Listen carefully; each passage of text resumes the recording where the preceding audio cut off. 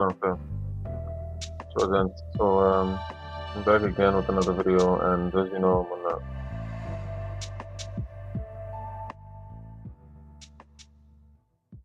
as you guys know, we have serious issues that we're dealing with in the country, and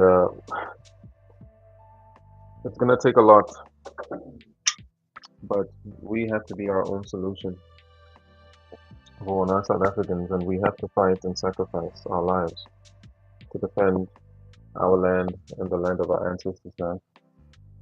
Um, so I'm gonna be playing a few videos for us, primarily just to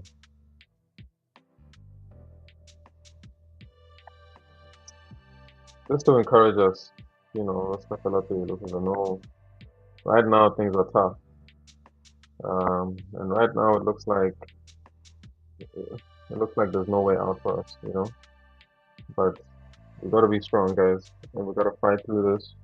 We gotta fight for our homeland and the land of our ancestors, the land that our ancestors fought so long and hard for. We cannot give up now. We cannot be cowards now. This is not the time for cowardice, guys. This is not the time to run away from our problems, to try to migrate or immigrate to another country, or no.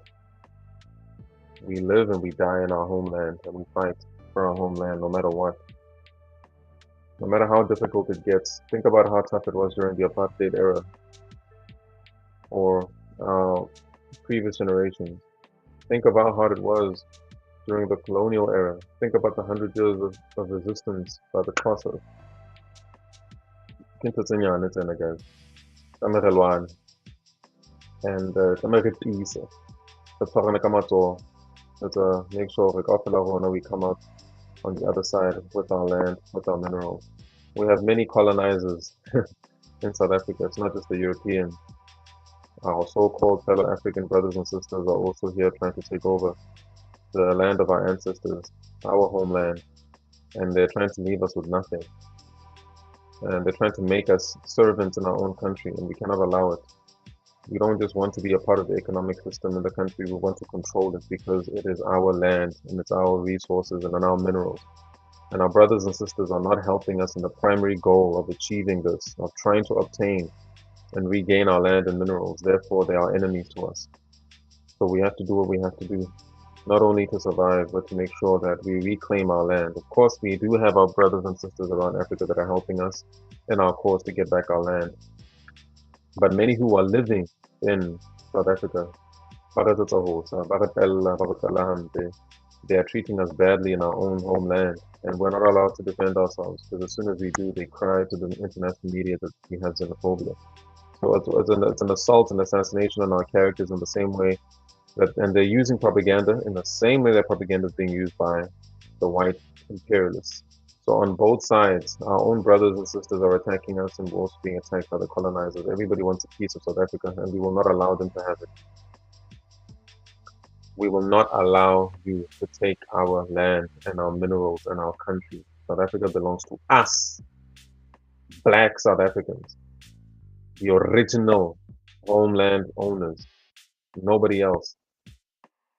So, guys.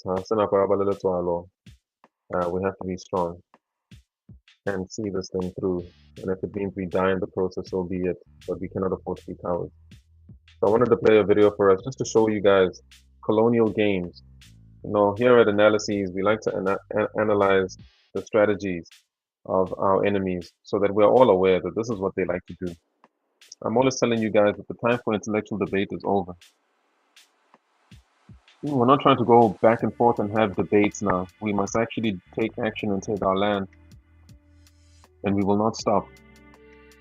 We will do this every day. Guys, I know we have day jobs and things like that. We have to go to work, but your second job is to fight for your country. Yes, we're working because we have to earn money and put food on the table, but you have to ask yourself what sacrifices you're making for your country, because the previous generation made so many sacrifices for you to even have this job that you're talking about right now, that you're so precious about protecting.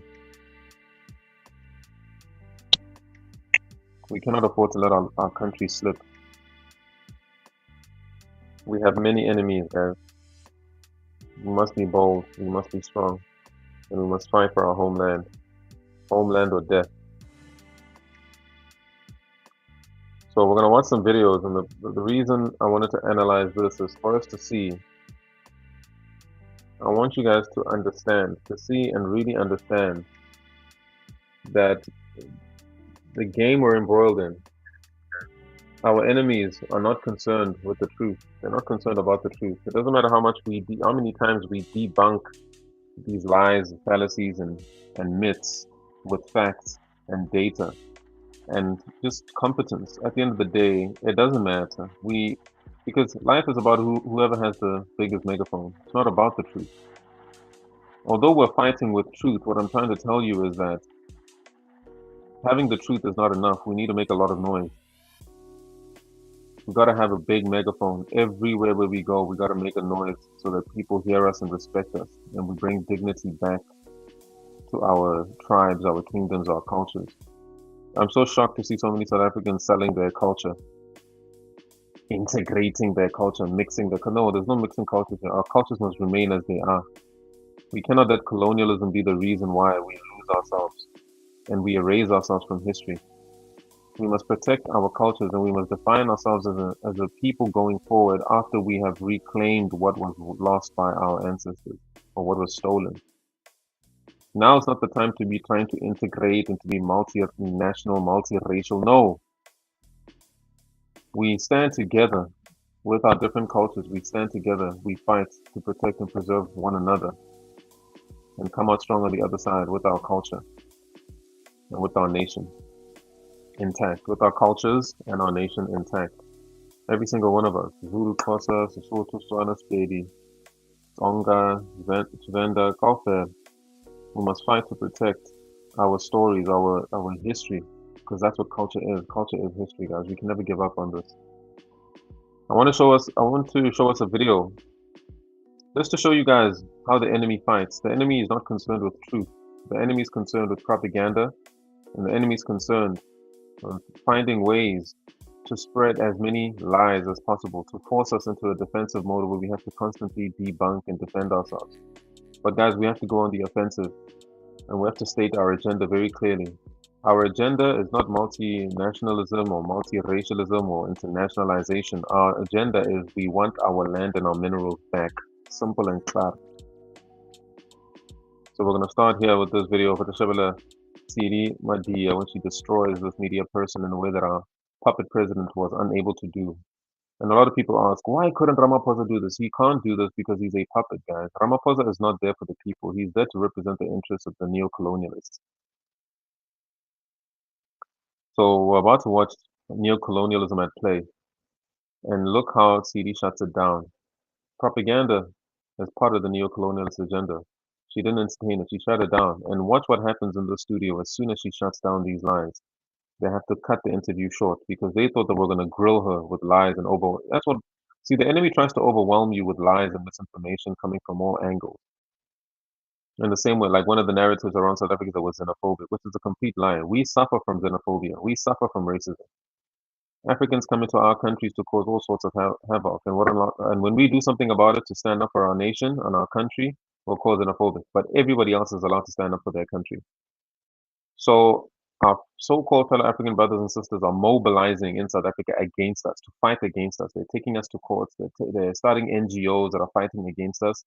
And then we also have the racist colonizers and the neo-colonialist era with their neoliberal agenda to try to make sure that we never regain what they stole. So we have many enemies, and we have to be smart about how we attack, guys. But like I said, it's homeland or death. It's homeland or death, guys. So we can learn that the enemy is not concerned with truth. They attack you with lies and propaganda, and they try to overwhelm you with misinformation. Let's watch. With us now, but this is how you handle Tita them. Madia. She's the politics editor for Eyewitness News, based in Johannesburg, and was in the Oval Office as it happened. Welcome to the program. Thank you. Thank you. Were you surprised when you saw that? No, not necessarily. I was amused by the latest gimmick, for sure, but surprised not so much. I think the South African delegation, South African journalists have been talking about it. We knew the president would walk into some sort of trap. It's not surprising. The invite was there, the desire for the conversation to open up the channels between the USA and South Africa are there. South Africa's been trying, by all means, to try and open up the doors again. Doesn't And so, no, no one was surprised. Okay. Did we expect the lights to be turned off and a visual illustration? No, not that No, far. But yeah. that is the new sort of the new reality with Donald Trump. The issue here, I think, is an important one about what is actually happening in South Africa. Is it true that white farmers are being killed in South Africa? It's an interesting way that you've asked that question. I don't think the issue is what's happening in South Africa. I think the issue is what's being peddled. Very important. You notice they shifted from saying white genocide, right? Because they can't prove it. Now they're framing it as white farmers being killed, which you can't say no to because they are being killed in the same way that black farmers are being killed and black farm workers are being killed. What's interesting is the framing of the question shows you that they know they're lying because they've shifted it from white genocide to now saying white farmers are being killed, which means they've unilaterally received a message from whoever their bosses are to start shifting the narrative away from white genocide. Pay very, very close attention.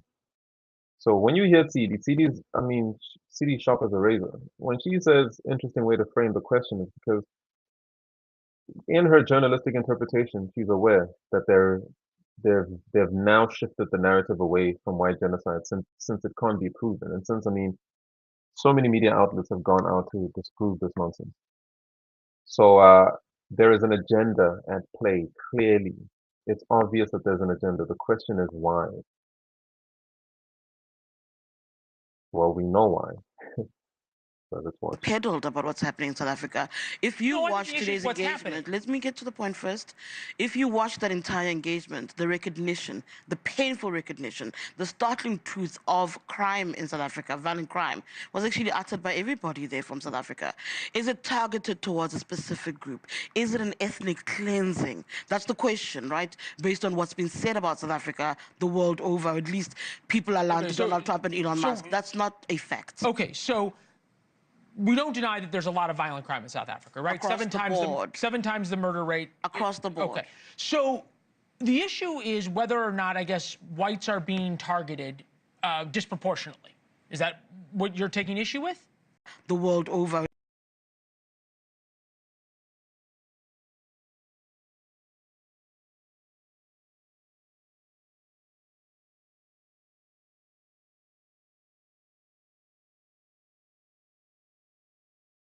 The issue is whether or not, I guess, whites are being targeted disproportionately.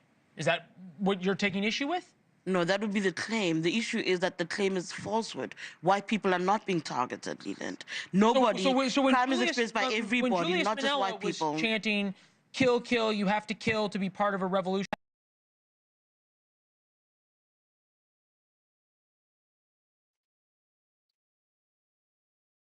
Again, pay close attention to how he's trying to frame things in a way that creates a lie, a fallacy. He says when Julius Malema was saying that you have to kill to be a part of the revolution. That's not what the song says. I mean, you guys are not stupid. I know you see this, but I'm just saying that this is the propaganda that's being fed to the American public and to the world at large. If you do even a little bit of research about that song, which people won't do, people don't like reading. But if you do a little bit of research on that song, you'll find out the truth about how that court case. It was a court. That song went to court, guys, and the song won as a struggle song that we are allowed to sing, and we will continue to sing it. We will not be intimidated out of it, and we will not be told to not sing a struggle song that represents bringing down the apartheid system. So they want us to put the song away because they want us to acknowledge that apartheid is over, which it's not over. So we will not stop singing the song. It's as simple as that. on, he was talking about killing blacks or killing whites? Do you need the context of what that song is? Because you can't take out the context of what that is. That is actually important. It cannot be that he's giving an instruction when that's not the fact. I think we do need to take into consideration the context. What he's chanting is an anti-apartheid song that was sang by leaders in the lead up to apartheid. The back and forth today about that song is whether or not it's relevant in modern day South Africa. Should we still be singing that song? If there's a grouping in the country How can you be that feels singing a song? otherwise. How can somebody be defending singing a song that's talking about killing other people? I'm not defending singing the song. I'm saying to you that's the conversation that's So don't you trying to think take place in the white country. farmers would be scared when they heard that song? And that's the question that's being put to Julius Malema. I said to you that conversation is happening. It's put to Julius Malema that when you do this, this is what we worry about. But when you look at how long he's been singing the song and whether it correlates with the numbers of farmers under attack, particularly white people, it's not there. People who are being attacked on the farms are farm dwellers and farm workers. That's also a reality that's got to be. If white farmers are not being targeted or white farmers are not being killed, why are so many who have big landholdings?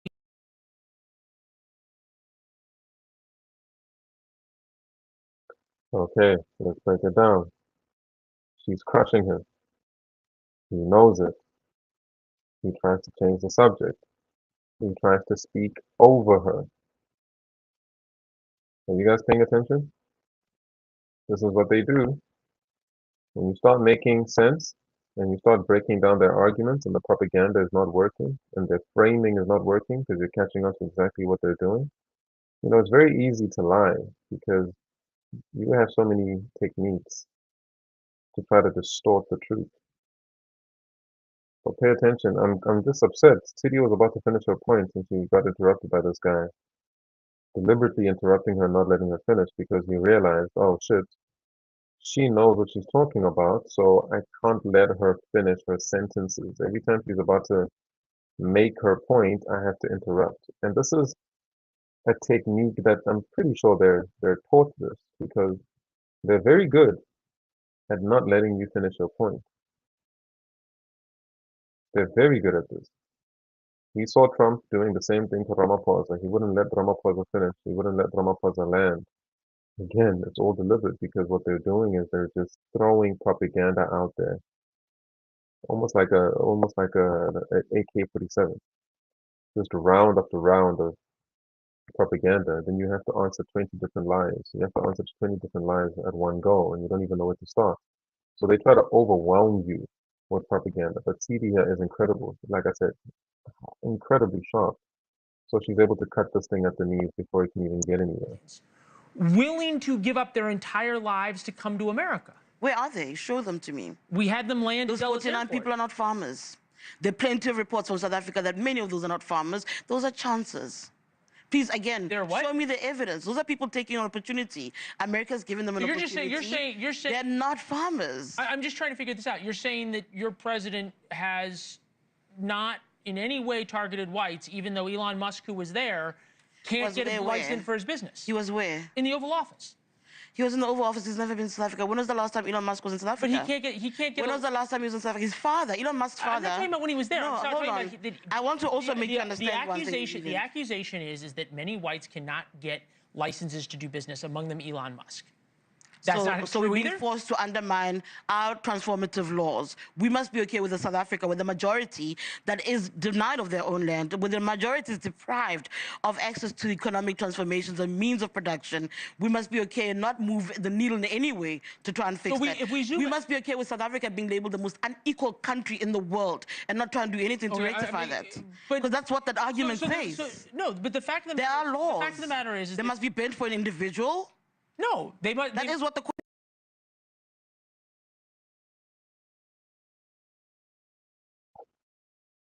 I mean, she's got him speaking in a high-pitched voice. This guy, when he started the interview, his voice was a little deeper than it is now. Now he's talking in falsetto. So what's great about what CD's doing here is that she's pushing back using the same method. She's not letting him interrupt her. So every time he tries to interrupt, she comes back in with her own, and she's forcing herself to finish the point that she wants to make, and not letting this guy steamroll her. Which, I mean, her journalistic skills here are on full display. So this guy, he's trying to tell a lie. She catches on to the fact that, okay, he's going to try to keep interrupting me like they did Ramaphosa. So when he interrupts, I'm going to interject and finish my point. Now she got him talking in falsetto. Question is, but if you make laws that target a certain race, don't. But there are none of those. Racist. Where are those, Leland? You're calling me as a journalist from South Africa, and you're putting those to me. I'm asking you for the proof. Donald Trump today, I'm sorry, I'm going to have to lecture a little bit. Donald Trump today called us in there.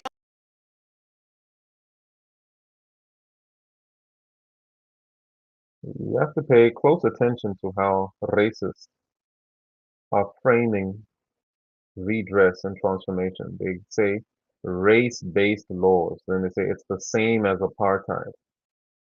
They're not saying it's transformative laws. They're saying race-based. In other words, for absolutely no reason whatsoever, black people have now been given equality, and for some reason they've decided that they want to also now turn into the apartheid government. I mean, guys, come on, man.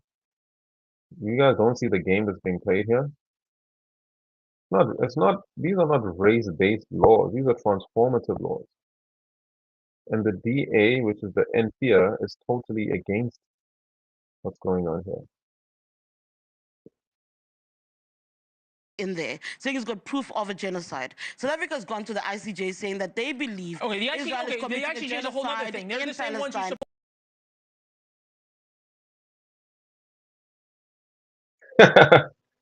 He's malfunctioning now because, yeah, she's turning up the heat. As soon as you start talking about Israel, you know Americans get uncomfortable. That ICJ case, a proven genocide. Now, look at him. He knows this is a hot topic now. He's been told not to talk about that. He's going to do everything he can to try to change the subject.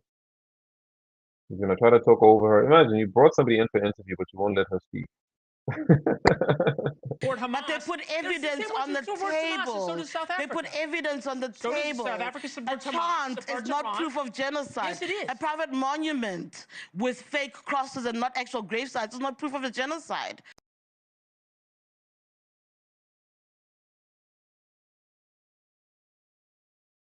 But he got him sipping water.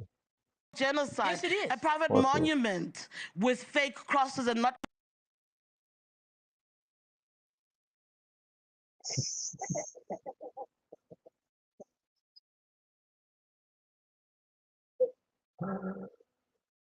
You know, when you drink water under pressure in a debate, it means you're trying to think of what to say next. So you try to buy time by drinking water as a justification for why you're not talking while you're getting grilled. So that's it right there. Not because he's thirsty, it's because he doesn't know where else to go with this debate because he's losing. So what does he do? He sips water.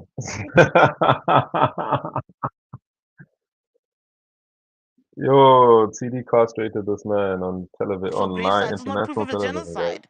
I don't believe that I'm being called in here to defend the indefensible. Those things aren't facts. Okay. Donald Trump did not put facts on the table. You say that. We obviously have the president. Thank you very much. We appreciate it. Yeah. Thank you for watching. Subscribe below and download our News Nation app right now.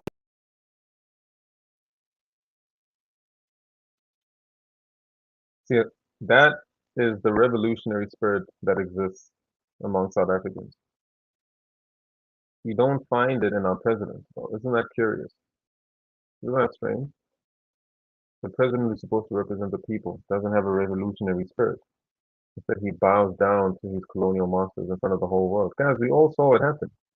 You cannot now tell me that the ANC is not in bed with the National Party, with the NPA. You can't tell me that they're not in bed with them and they're white colonial masters like Johan Rupert, who owns, I mean, an innumerable number of companies in South Africa. And what they're using is they're using their economic power to hold leverage over South Africa around the employment and crime issue. Obviously, unemployment is going to create crime. And they don't want to solve those problems until the DA is voted into power as the savior, as the solution. The NPA government must come back, apartheid must come back to save South Africa from black leadership and black governance. That's the racist narrative that is being pushed here. So the state is a beautiful thing that our forefathers fought for, but we didn't actually obtain it. It still belongs to the apartheid government. So post 94, we haven't inherited anything. In reality, like, when we really break it down, what did we inherit? We didn't get anything. No land, no government, no minerals. We're still slaves. So you tell me what then should be the next step. On top of that, they're trying to replace us with foreigners from Africa. You're just gonna what? Wait for the next elections? Brother, by the next elections, 2029, there are gonna be more Africans in South Africa to give the DA and the ANC the votes that they need. They're gonna be the African voters that are being naturalized and given South African identities and passports and ID numbers. Their votes, their numbers are going to outnumber those of the black South African population. I'm saying by 2029, if you guys only knew how many of them they're bringing in, buses, trucks, I mean, every single day, they're deliberately flooding them in to kill us, to take over jobs, so that we can be replaced with this new slave labor. Let's watch another interview with Kali Creole. I mean, I showed you one where Kali Creole was getting roasted by Tanawa Trump, but there's another one. I mean, Kali Creole just stays on the bride. There are instances where you can go and read in the This newspaper. man, mind you, this is Mighty Jamie. I don't know if he's half South African or what, but I do know that he's Zimbabwean from Bulawayo. Um, I don't know how I feel about having foreigners. Look, okay, he's fighting on our behalf, but that doesn't mean that you are South African now. I appreciate if you stand in solidarity to help us in our fight for the land and the minerals, but you have to go back home. It's Singham, the dog, not in a disrespectful way, but every African must build in their own country. Like, we appreciate you guys coming here and helping out in the fight for land and minerals. We need it. We need the help. But don't try to use this in an opportunistic way to now say, okay, I helped you guys. Like what Nigerians like to say, we helped you during apartheid. So what? Therefore, now that means it's okay for you to come into our country and cause havoc and break the law and do all sorts and, dilute our culture. No, we're not going to allow that. We've also helped our fellow Africans for years. We've been educating them. We've been giving them healthcare. We've been giving them a better quality of life. So we've already paid back whoever it is that we owed because of apartheid. So now it's time to go back home and build and fight for your own country. But I do appreciate when our fellow African brothers and sisters stand in the gap. But that by no means or in no means means that you are now a South African. You're not. Everybody must go back home. If you're fighting this hard for South Africa, you should also fight this hard for Zimbabwe. Okay? So we appreciate it. What is killing us for killing farmers for political reasons? There are instances where you can go and read in the newspaper. Do you deny white genocide? As a farmer. Do you deny white genocide? Here, for all of the listeners, of course. Is it fake news?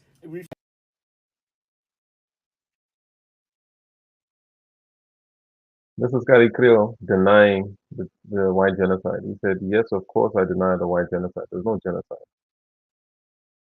So they try to peddle the white genocide lie, and then when it didn't work, they try to shift it to, oh, it's white farm killing. So when you meet a white person, ask in South Africa, ask them, is there a white genocide in South Africa? Watch how they backtrack. They backpedal and try to make it about, oh, but it's farm killing. Yeah, but there's crime and killing everywhere in South Africa. So guys, where's the art? There's no argument here. This thing is just about imperialism, neocolonialism, neoliberalism. That's it. There's nothing else to see here, man. But anyway, here's another guy that gets destroyed. I'm not just destroyed, lectured.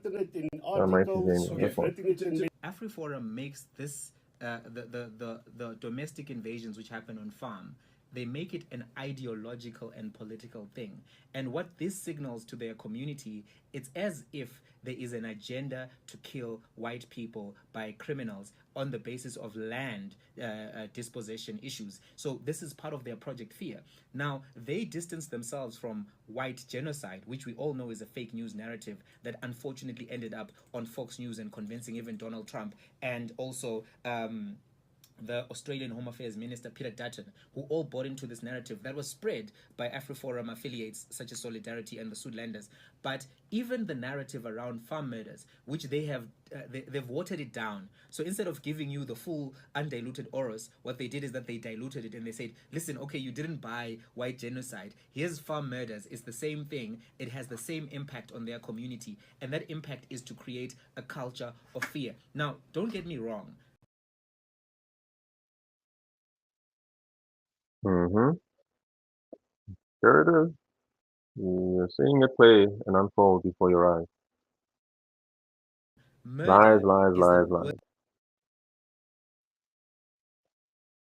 And because this is such a sensitive topic, we're dealing with people dying.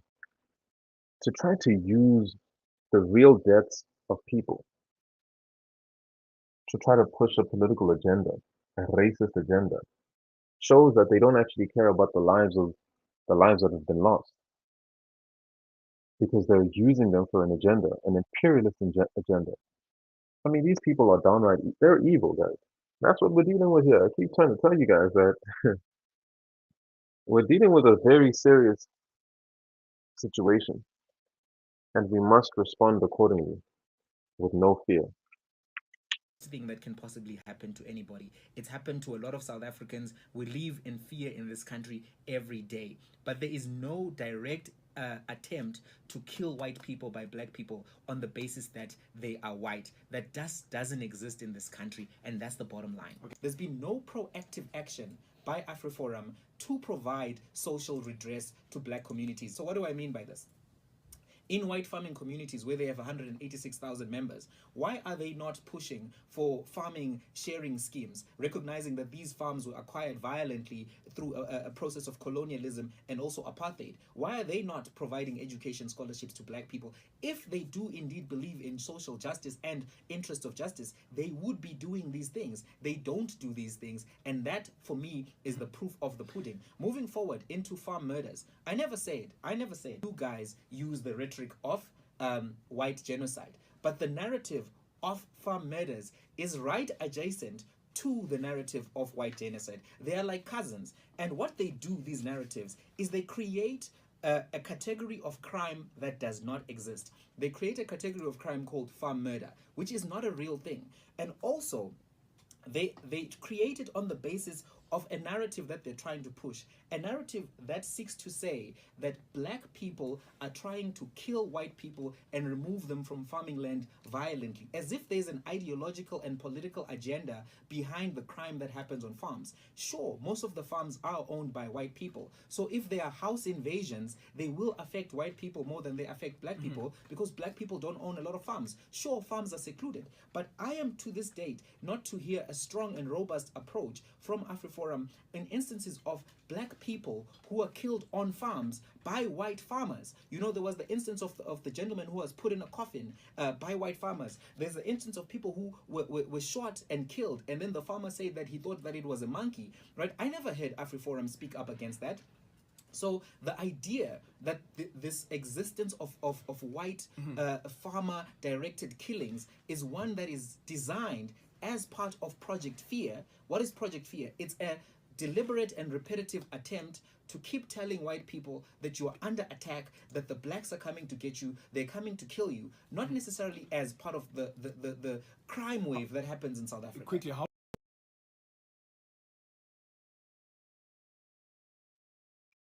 You have to really appreciate the fact that the apartheid propaganda has never stopped.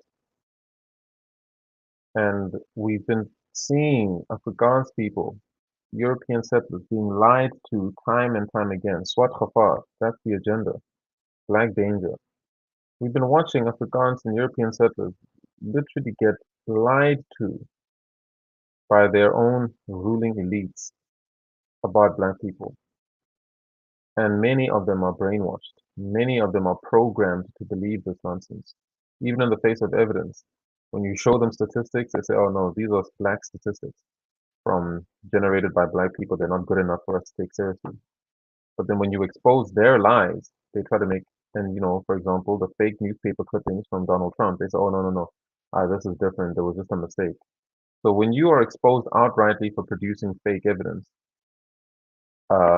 you make excuses for it.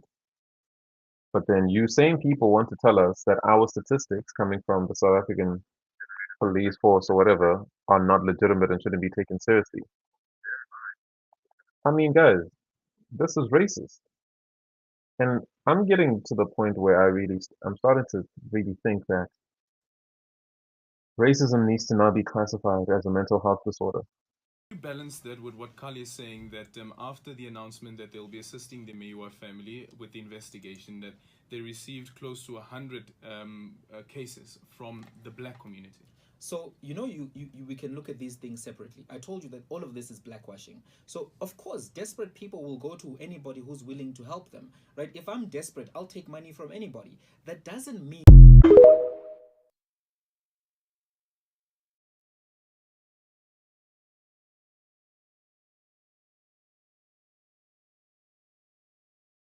All right, guys, I'm going to end the video here. Thank you for tuning in.